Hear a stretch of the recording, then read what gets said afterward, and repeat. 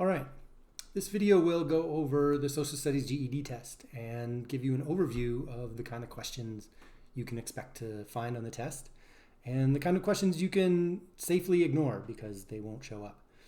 I'll also at the end of this video go over a representative question from the test, the sort of thing that you can expect to find. All right, so an overview of the test.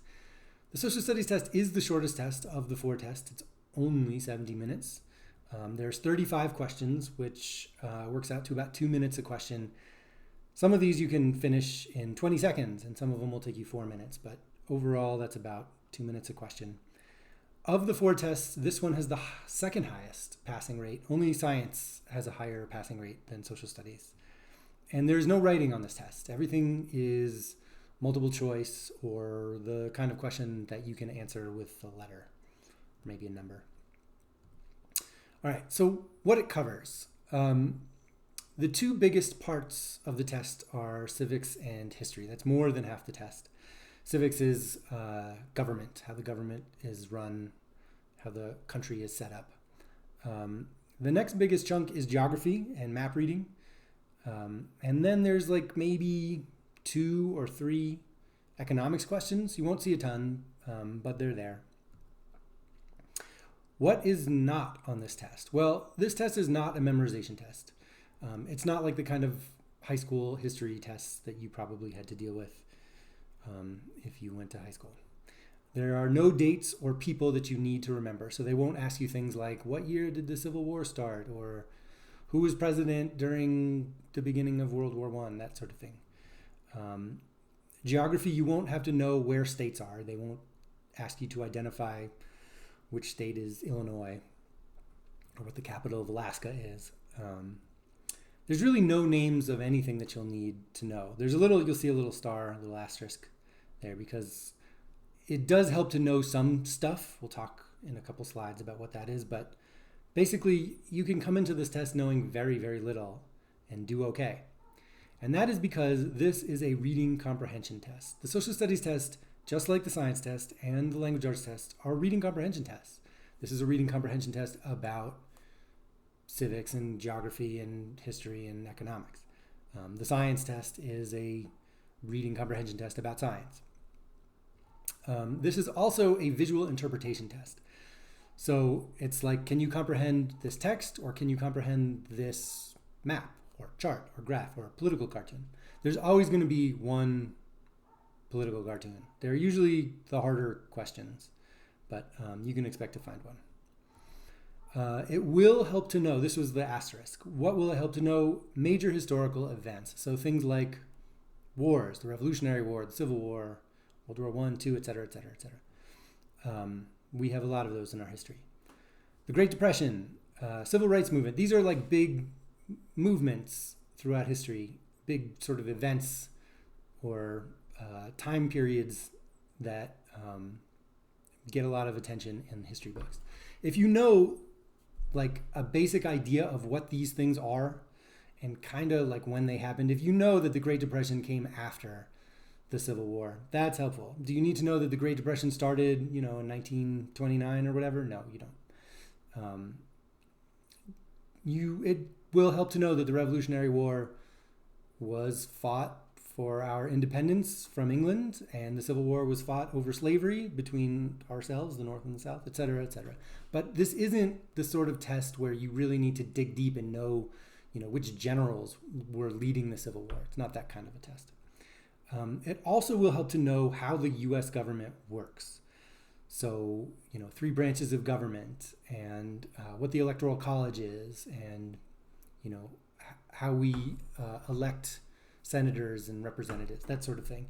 If you know that stuff, it will help you.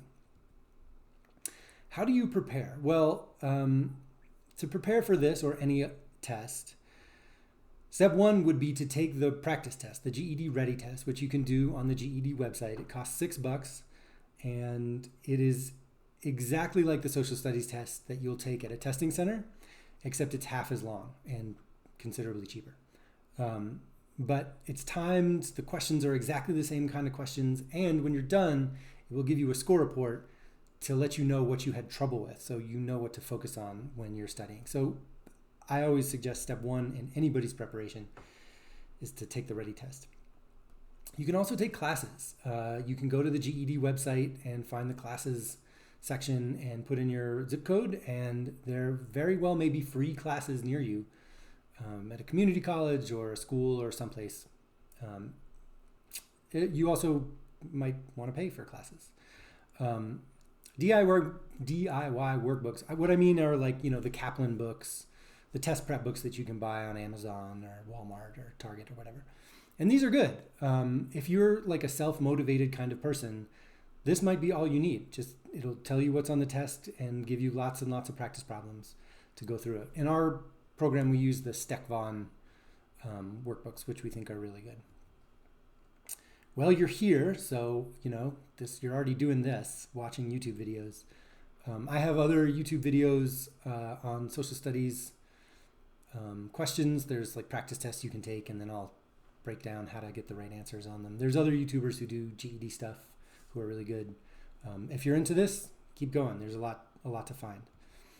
And then if you want to be part of a community, if you want to be motivated and motivate others and inspire others and be inspired, you can join online groups on Facebook or Reddit, and they're really positive, I think, communities to get you excited to do this and to sort of pick you up if you have trouble along the way. All right, that's what I got for the social studies test. Hopefully this was helpful.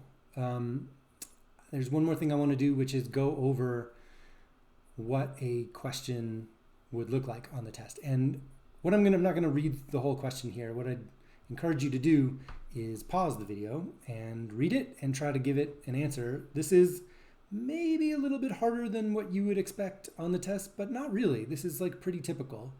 I'll let you pause. Okay, good. It's a question about a Supreme Court case, and there is usually one question at least about a Supreme Court case on every GED test. So the question is here: what is the main idea of this excerpt? That main idea is a very popular question to ask on the social studies test and on the science and on the language arts. And this is pretty dense. This is very difficult writing. It's written by a Supreme Court lawyer, judge person from 100 years ago. So this is going to be pretty dense. To find the main idea, I'm looking for sort of like words that jump out at me. Things like fallacy, which means error. So there's been a mistake. A mistake in the argument. Something about the assumption that separating two races stamps the colored race with a badge of inferiority. When they say colored race, they mean black people, African Americans. It's sort of the old way of saying it. They use the word Negro down here, which also is, nobody says that anymore.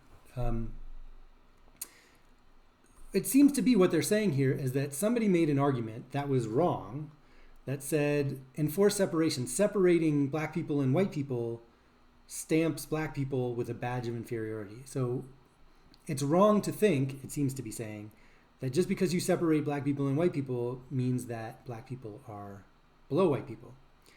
And if it's true if black people think that they have to sit in the back of the bus and therefore they should feel bad about that, that's because the colored race chooses to put that construction upon it. Like it's their fault for thinking that segregation is bad for them. The second part here says the argument also assumes that social prejudice may be overcome by legislation. Legislation is like laws, so that like laws beat prejudices. And we cannot accept this proposition. They're saying basically if you think that laws can make people equal, then you're wrong about that, which is pretty ironic for the head court in America to be saying this. You can Google this case. It very well might come up on the test, and it is famously bad. It is like Supreme Court has a couple of really famous stinkers in their long history, and this is definitely one of them. They got this one super wrong. So which is the wrong answer? That's how I'm going to go through all of these. I'm never going to first look for the right answer. I'm going to look for the wrong answer and see what I can eliminate and then choose from the best answers that are left. This one says it's a mistake to believe that segregation discriminates against black people or that laws can overcome racial segregation. Well, it's a mistake. That there's an echo of fallacy or error here. So that sounds pretty good. And it says it's sort of a mistake that laws can overcome racial segregation. And there's that word overcome. There's another echo. So this one's, I can't tell you why it's wrong. So we're going to keep A around, make it to round 2. Let's look at B. Previous attempts at fairly segregating black people and white people have failed, and new methods ought to be tried. I don't really see anything in here about anything before this. It's not previous. There's nothing about previous attempts to do segregation or fix segregation. So it's not B. It can't be B. Black people deserve equality under the law. I don't know. That one doesn't shriek wrong, but it definitely doesn't shriek right either. It doesn't seem to talk about what black people deserve. So I don't love C, but I'm going to keep it around.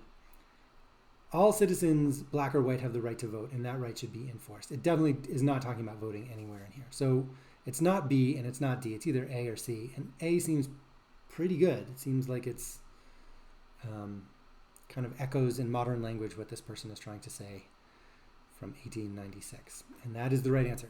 The answer is A. All right. If it was helpful to go over this, look for my other videos on practice tests and how to think through them. Otherwise, good luck on the social studies test.